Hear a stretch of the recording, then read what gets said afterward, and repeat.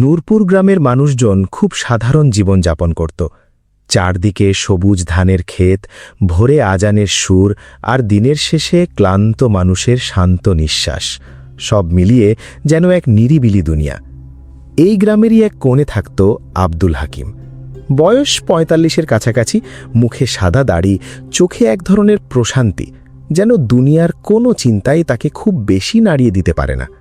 হাকিম খুব ধনী ছিল না, বরং গ্রামের অনেকের চেয়েও তার অবস্থা খারাপ ছিল। একটা ছোট কাঁচা ঘর, সামান্য জমি আর ২টো গরু, এই ছিল তার সম্বল। কিন্তু তবুও গ্রামের মানুষ তাকে সম্মান করত, কারণ সে সব সময় একটাই কথা বলতো, রিজিকের মালিক মানুষ না, একমাত্র আল্লাহ। অনেকে তার কথা শুনে মাথা নাড়ত, কেউ কেউ বিশ্বাস করত, আবার কেউ মনে মনে ভাবত, এত কষ্টে থেকেও মানুষ এমন কথা কিভাবে বলে। হাকিমের স্ত্রী আয়েশা মাঝে মাঝে চিন্তায় পড়ে যেত। একদিন সে বলল, শুনছ, আমাদের ঘরে চাল নেই প্রায়, বাচ্চাদের কি খাওয়াবো? হাকিম শান্ত গলায় বলল, আল্লাহ ব্যবস্থা করবেন। আয়েশা একটু বিরক্ত হয়ে বলল, সব সময় এই এক কথা, ব্যবস্থা করবেন, কিন্তু কবে? আমরা তো বসে থাকলে হবে না। হাকিম হাসল, আমরা চেষ্টা করব, কিন্তু ভরসা রাখব আল্লাহর উপর। চেষ্টা আমাদের দায়িত্ব, ফল দেওয়া আল্লাহর কাজ। পরদিন ভোরে হাকিম বের হলো কাজের খোঁজে। গ্রামের বাজারে গিয়ে সে অনেকের কাছে কাজ চাইল, কিন্তু সেদিন যেন কারও কাজ ছিল না। দুপুর গড়িয়ে গেল, পকেটে ১ টাকাও নেই, পেটে ক্ষুধা, মাথায় রোদ, তবুও তার মুখ কোনো অভিযোগ নেই। এক সময়ে সে একটা গাছের নিচে বসে একটু বিশ্রাম নিচ্ছিল। তখন পাশ দিয়ে এক বৃদ্ধ লোক যাচ্ছিলেন। তিনি হাকিমকে দেখে থামলেন। কিরে বাবা, খুব ক্লান্ত দেখাচ্ছে। হাকিম সম্মান দিয়ে বলল, জি চাচা, কাজ খুঁজছিলাম, পাইনি। বৃদ্ধ লোকটি একটু ভেবে বললেন, আমার বাড়িতে কিছু কাজ আছে, যদি করতে পারো তাহলে আজকের জন্য কিছু দিতে পারবো। হাকিমের চোখে কৃতজ্ঞতার আলো ফুটে উঠল। আলহামদুলিল্লাহ, চলেন চাচা। সারা দিন সে কাজ করল, ক্ষেত পরিষ্কার করা, গরুকে খাওয়ানো, বাড়ির চারপাশ গোছানো। সন্ধ্যায় বৃদ্ধ লোকটি তাকে কিছু টাকা আর চাল দিয়ে বললেন, এটা নাও, বেশি না, কিন্তু আজকের জন্য চলবে। হাকিমের চোখ ভিজে উঠল। আল্লাহ আপনাকে উত্তম প্রতিদান দিন। বাড়ি ফিরে সে যখন চালটা আয়েশার হাতে দিল, আয়েশা অবাক হয়ে বলল, তুমি পেয়েছ? হাকিম মুচকি হেসে বলল, আমি না, আল্লাহ দিয়েছেন, আমি শুধু মাধ্যম। এইভাবে দিন চলতে লাগল। কখনো কাজ আছে, কখনো নেই, কখনো ভালো আয়, কখনো একেবারেই কিছু নেই, কিন্তু হাকিমের বিশ্বাস কখনো টলে না। গ্রামের একজন ধনী লোক ছিল, মোস্তফা সাহেব। তিনি হাকিমকে খুব একটা পছন্দ করতেন না, কারণ হাকিমের এই আল্লাহর উপর ভরসা কথাটা তার কাছে একটু অবাস্তব মনে হতো। একদিন তিনি হাকিমকে ডেকে বললেন, তুমি সব সময় বলো আল্লাহ রিজিক দেন, তাহলে কাজ করতে চাও কেন? বসে থাকো না। হাকিম শান্তভাবে বলল, আল্লাহ আমাদের চেষ্টা করতে বলেছেন। পাখিরাও তো সকালে বাসা থেকে বের হয় খাবারের খোঁজে, তারপর সন্ধ্যায় ফিরে আসে পেট ভরে। মোস্তফা সাহেব একটু চুপ করে থাকলেন, তারপর বললেন, দেখি তোমার বিশ্বাস কতটা শক্ত। তিনি মনে মনে একটা পরিকল্পনা করলেন। পরদিন ভোরে তিনি তার একজন লোককে দিয়ে হাকিমের দরজার সামনে একটা ব্যাগ রেখে দিলেন। ব্যাগের ভিতরে ছিল খাবার আর কিছু টাকা। হাকিম দরজা খুলে ব্যাগটা দেখে অবাক হল। সে চারদিকে তাকালো, কেউ নেই। সে ব্যাগটা হাতে নিয়ে বলল, আলহামদুলিল্লাহ, আল্লাহ আবারও ব্যবস্থা করলেন। দূরে দাঁড়িয়ে মোস্তফা সাহেব সব দেখছিলেন। তিনি ভাবলেন, আজ তাকে বলবো এটা আমি দিয়েছি, দেখি তখন কি বলে। কিছুক্ষণ পর তিনি হাকিমের কাছে গেলেন। এই ব্যাগটা কে দিয়েছে জানো? হাকিম বলল, আল্লাহ দিয়েছেন। মোস্তফা সাহেব হেসে বললেন, না, এটা আমি দিয়েছি। হাকিম বিন্দুমাত্র বিচলিত হল না। সে বলল, আপনি দিয়েছেন, কিন্তু আপনাকে কে মনে করিয়েছে? আপনার মনে এই ইচ্ছা কে সৃষ্টি করেছে? শেষ পর্যন্ত রিজিক তো আল্লাহর পক্ষ থেকেই এসেছে, আপনি শুধু একটি মাধ্যম। এই কথাটা শুনে মোস্তফা সাহেব কিছুক্ষণ চুপ করে থাকলেন। তার মনে যেন একটা ধাক্কা লাগল। তিনি এতদিন বিষয়টা এভাবে ভাবেননি। এরপর একদিন হঠাৎ করে গ্রামে খরা দেখা দিল। ফসল নষ্ট হতে শুরু করল, কাজ কমে গেল, মানুষের মুখে দুশ্চিন্তা। আয়েশা আবার উদ্বিগ্ন হয়ে পড়ল। এবার কি হবে? চারদিকে কাজ নেই। হাকিম বলল, যিনি এতদিন দিয়েছেন তিনি কি এখন থেমে যাবেন? দিন কেটে যেতে লাগল, কষ্ট বাড়তে লাগল। একদিন ঘরে খাবার একেবারেই শেষ, বাচ্চারা ক্ষুধায় কাঁদছে। আয়েশার চোখে পানি। তুমি কিছু করো, শুধু ধৈর্য ধরো বললে তো হবে না। হাকিম সেদিন একটু নীরব হয়ে গেল। সে বাইরে গিয়ে আকাশের দিকে তাকিয়ে বলল, হে আল্লাহ, আপনি জানেন আমরা কষ্টে আছি, কিন্তু আমি আপনার উপর ভরসা হারাইনি। ঠিক সেই সময় পাশের গ্রামের একজন লোক দৌড়ে এলো, হাকিম ভাই, আমাদের মসজিদের ইমাম অসুস্থ, কিছুদিনের জন্য কাউকে দরকার, আপনি কি আসবেন? হাকিম অবাক হলো। সে মাঝে মাঝে কোরআন তিলাবাত করত, নামাজে ইমামতি করত, কিন্তু এটা যে এমনভাবে কাজ হয়ে যাবে সে ভাবেনি। সে রাজি হলো। কিছুদিনের মধ্যেই সে সেখানে সম্মান পেল, নিয়মিত কিছু আয়ও শুরু হলো। এক রাতে আয়েশা বলল, আমি বুঝেছি, সব কিছু সময় মতোই আসে, আমরা শুধু অস্থির হয়ে যাই। হাকিম মৃদু হেসে বলল, বিশ্বাস মানে শুধু মুখে বলা না, কঠিন সময়েও স্থির থাকা। ধীরে ধীরে পরিস্থিতি ভালো হতে লাগল, গ্রামের মানুষ আবার স্বাভাবিক জীবনে ফিরল। আর মোস্তফা সাহেব, তিনি বদলে গেলেন।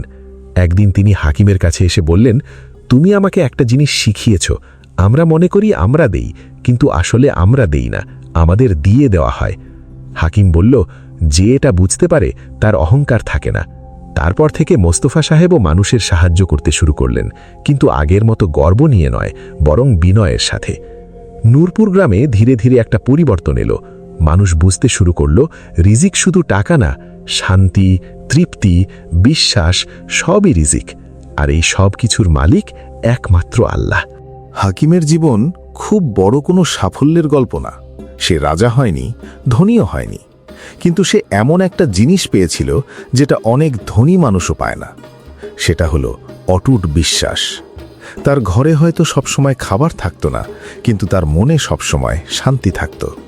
কারণ সে জানত মানুষের হিসাব সীমিত, কিন্তু আল্লাহর রহমত অসীম।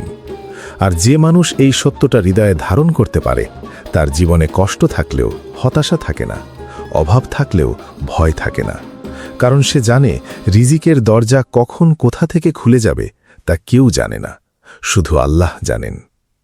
নূরপুর গ্রামের সেই পরিবর্তনটা একদিনে আসেনি। ধীরে ধীরে মানুষের মন বদলাতে শুরু করেছিল। আর এই পরিবর্তনের কেন্দ্রবিন্দুতে ছিল আব্দুল হাকিম, একজন সাধারণ মানুষ, কিন্তু যার বিশ্বাস ছিল অসাধারণ। সময়ের সাথে সাথে গ্রামের ছোট ছোট ঘটনাগুলো যেন মানুষের চোখ খুলে দিতে লাগল। হাকিম এখন পাশের গ্রামের মসজিদে নিয়মিত ইমামতি করত। খুব বেশি আয় না হলেও আগের মতো অনিশ্চয়তা ছিল না, কিন্তু তার জীবনের আসল সৌন্দর্য ছিল অন্য জায়গায়। তার মনে এক ধরনের স্থিরতা এসে গেছে, যা পরিস্থিতি বদলালেও বদলায় না। একদিন মাগরিবের নামাজ শেষে এক যুবক তার কাছে এসে বসল। ছেলেটির নাম সাইফুল। চোখে চিন্তার ছাপ স্পষ্ট। সে বলল, হুজুর, আমি অনেক চেষ্টা করছি, কিন্তু কোনো কাজেই সফল হচ্ছি না। মনে হয় আল্লাহ আমার দিকে তাকাচ্ছেন না। হাকিম কিছুক্ষণ চুপ করে তার দিকে তাকিয়ে থাকল, তারপর মৃদু স্বরে বলল, তুমি কি নিশ্চিত যে আল্লাহ তোমার দিকে তাকাচ্ছেন না, নাকি তুমি আল্লাহর হিকমত বুঝতে পারছ না? সাইফুল থমকে গেল। মানে? হাকিম বলল, কখনো কখনো আমরা যা চাই তা আমাদের জন্য ভালো নাও হতে পারে।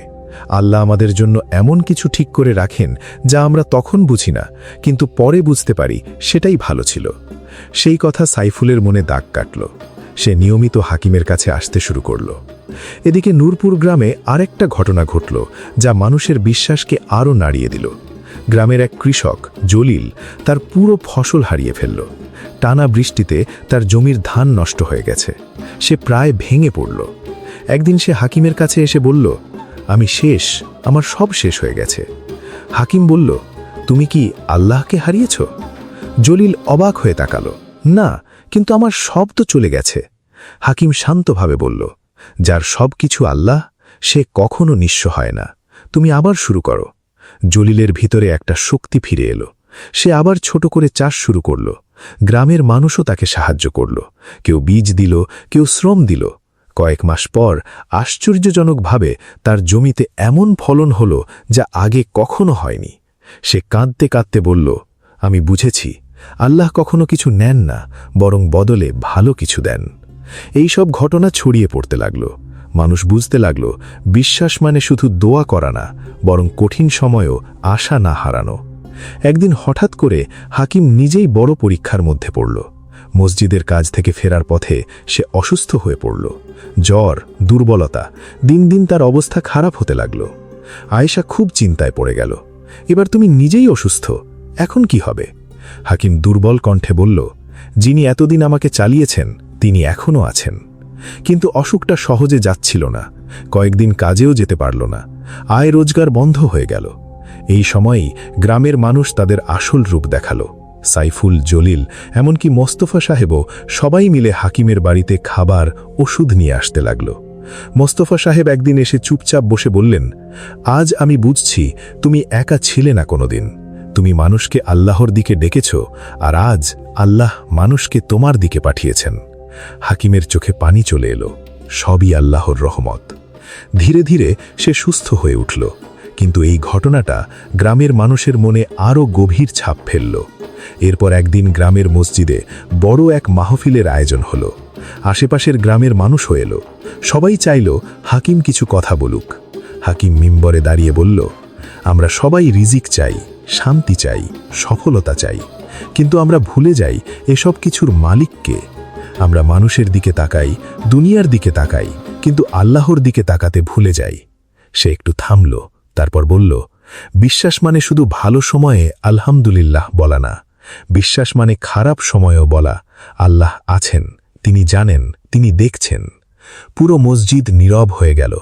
সে আবার বলল, যে মানুষ আল্লাহর উপর ভরসা করতে পারে তার জীবনে ভয় থাকে না, কারণ সে জানে যা হওয়ার তা আল্লাহর ইচ্ছাতেই হবে, আর আল্লাহ কখনো তার বান্দার ক্ষতি চান না। এই কথাগুলো মানুষের হৃদয়ে গভীরভাবে গেঁথে গেল। সময় গড়াতে লাগল। নূরপুর গ্রাম এখন আগের মতো নেই। মানুষ আগের চেয়ে বেশি একে অপরের পাশে দাঁড়ায়, বেশি ধৈর্য ধরে, বেশি আল্লাহকে স্মরণ করে।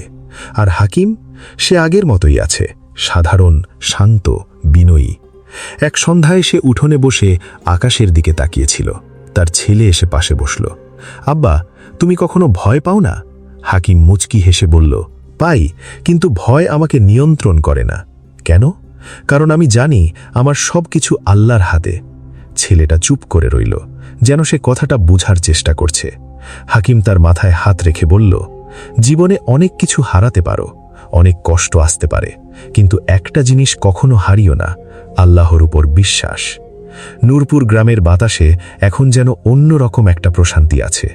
এখানে দুঃখ আছে, কষ্ট আছে, কিন্তু হতাশা নেই।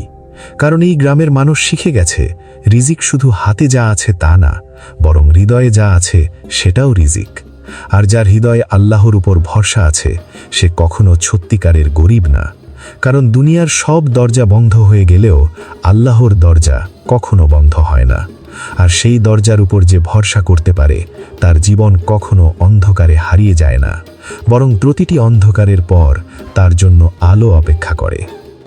নূরপুর গ্রামের সেই প্রশান্ত পরিবেশের মাঝেও জীবন থেমেছিল না।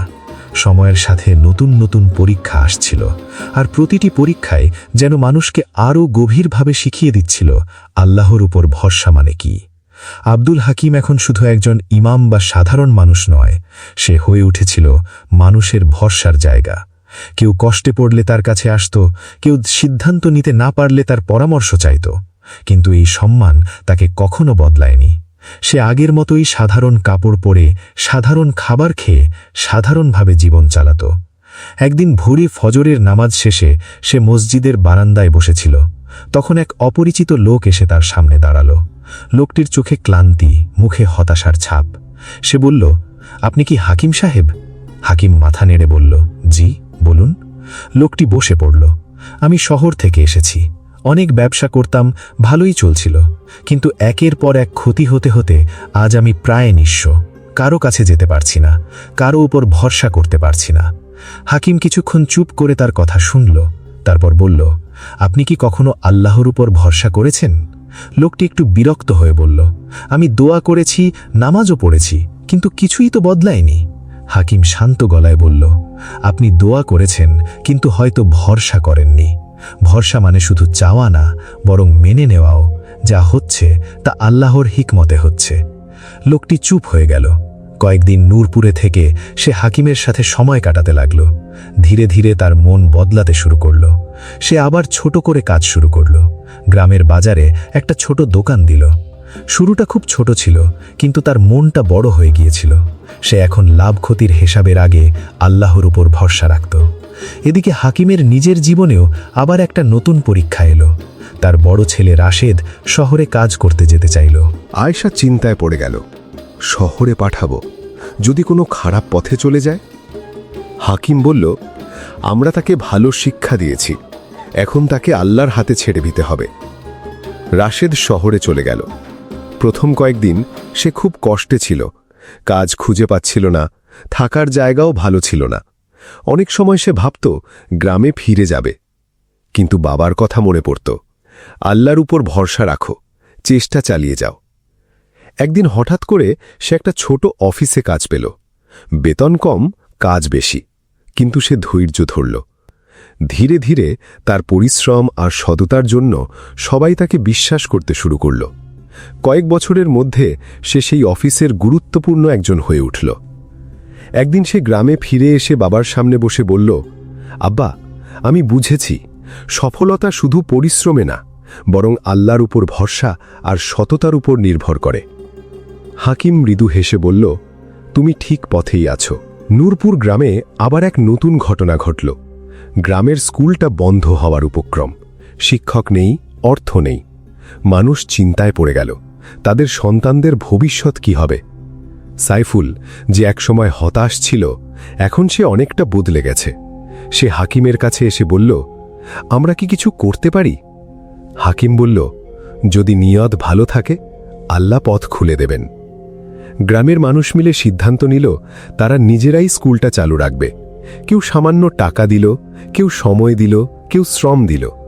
কয়েক মাসের মধ্যে স্কুলটা আবার চালু হলো। নতুন শিক্ষক এলেন, ছাত্রছাত্রী বাড়তে লাগল। মানুষ অবাক হয়ে দেখল, যেখানে তারা ভেবেছিল সব শেষ, সেখানেই নতুন শুরু হলো। এক রাতে হাকিম একা বসেছিল। আকাশে অসংখ্য তারা। সে ভাবছিল তার জীবনের পথ চলার কথা।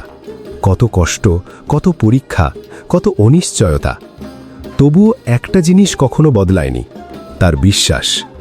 সে ধীরে ধীরে বলল, হে আল্লাহ, আপনি আমাকে কখনো নিরাশ করেননি। তার চোখে পানি চলে এলো, কষ্টের না, কৃতজ্ঞতার। পরদিন সকালে সে মসজিদে গিয়ে বলল, আমাদের জীবনে সমস্যা আসবেই, কিন্তু সমস্যা মানে শেষ না। সমস্যা মানে নতুন একটা দরজা খোলার আগের মুহূর্ত। মানুষ মন দিয়ে তার কথা শুনল। সে আবার বলল, আমরা অনেক সময় ভয় পাই, আগামীকাল কি হবে, কিন্তু আমরা ভুলে যাই আগামীকালও আল্লাহরই হাতে। এই কথাগুলো নূরপুর গ্রামের মানুষের জীবনের অংশ হয়ে গেল। বছর ঘুরে গেল। নূরপুর এখন আর শুধু একটা গ্রাম না, এটা যেন একটা শিক্ষা, একটা উদাহরণ। এখানে মানুষ শুধু বেঁচে থাকে না, তারা বিশ্বাস নিয়ে বাঁচে। আব্দুল হাকিম বুড়িয়ে যেতে লাগল। তার চুল পুরো সাদা, শরীর দুর্বল, কিন্তু তার মুখের সেই প্রশান্তি এখনও একই রকম। একদিন সে তার পরিবার আর গ্রামের কিছু মানুষকে ডেকে বলল, আমি হয়তো আর বেশি দিন থাকব না, কিন্তু একটা কথা মনে রেখো, আল্লাহর উপর ভরসা কখনো হারিও না। সবাই কেঁদে ফেলল। সে বলল, মানুষ তোমাকে ছেড়ে যেতে পারে, দুনিয়া বদলে যেতে পারে, কিন্তু আল্লাহ সব সময় আছেন, থাকবেন। তার কথাগুলো যেন সবার হৃদয়ে গেঁথে গেল। কয়েকদিন পর এক ভোরে ফজরের আজানের আগ মুহূর্তে আব্দুল হাকিম শান্তভাবে এই দুনিয়া ছেড়ে চলে গেল। নূরপুর গ্রাম শোকে ডুবে গেল, কিন্তু আশ্চর্যের বিষয়, এই শোকের মাঝেও একটা শান্তি ছিল। কারণ সবাই জানত সে এমন একজন মানুষ ছিল যে তার জীবনের মাধ্যমে শিখিয়ে গেছে আল্লাহর উপর বিশ্বাস কখনো বৃথা যায় না। তার জানাজার দিন পুরো গ্রাম ভরে গেল। মানুষ শুধু একজন মানুষকে বিদায় দিচ্ছিল না, তারা বিদায় দিচ্ছিল এক জীবন্ত শিক্ষাকে। তার মৃত্যুর পরেও নূরপুর বদলায়নি, বরং আরও শক্ত হয়েছে। সাইফুল, রাশেদ, জলিল সবাই মিলে সেই শিক্ষা ধরে রেখেছে। গ্রামের শিশুরাও এখন জানে যে রিজিকের মালিক একমাত্র আল্লাহ। নূরপুর গ্রামের গল্প এখানেই শেষ না, কারণ এই গল্প আসলে একটা গ্রামের না, এটা প্রতিটি মানুষের গল্প, যে কোনো এক সময় অন্ধকারে দাঁড়িয়ে থেকেও আশা করে। আর সেই আলো আসে তখনই যখন মানুষ বুঝতে পারে তার জীবন শুধু তার নিজের হাতে না, বরং আল্লাহর পরিকল্পনার অংশ। আর যে মানুষ এই সত্যটা হৃদয়ে ধারণ করতে পারে, তার জীবন কখনো ব্যর্থ হয় না, কারণ সে হারালেও জেতে, কাঁদলেও শান্তি পায়, আর অন্ধকারেও আলো খুঁজে পায়।